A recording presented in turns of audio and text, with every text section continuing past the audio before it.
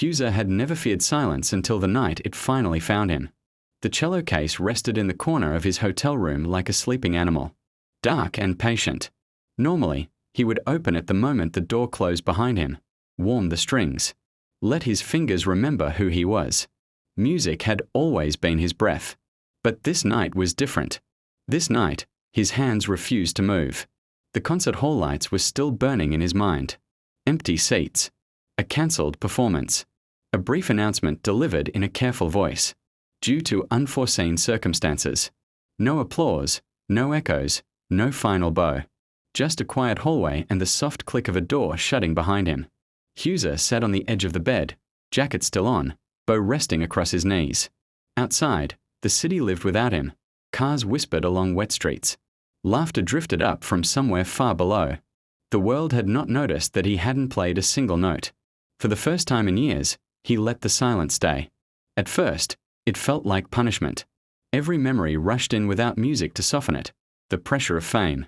The endless travel. The expectations stitched into every performance. He remembered how people spoke of his cello as if it were a miracle, forgetting the man holding it.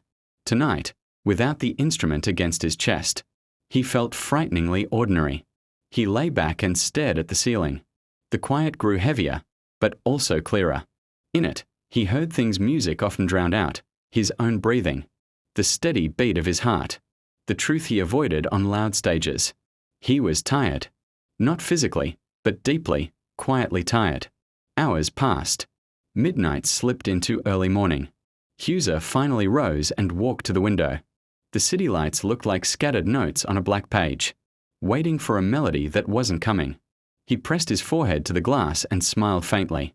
Maybe music, like love, sometimes needed absence to remind it of its value.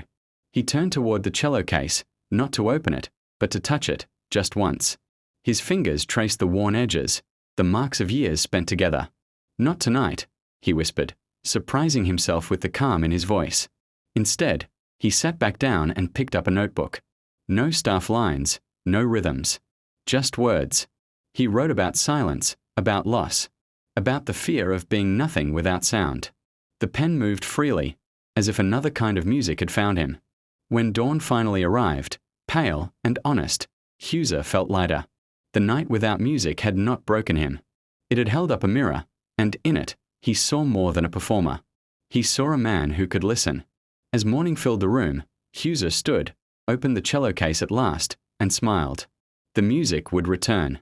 But he would never fear the silence again.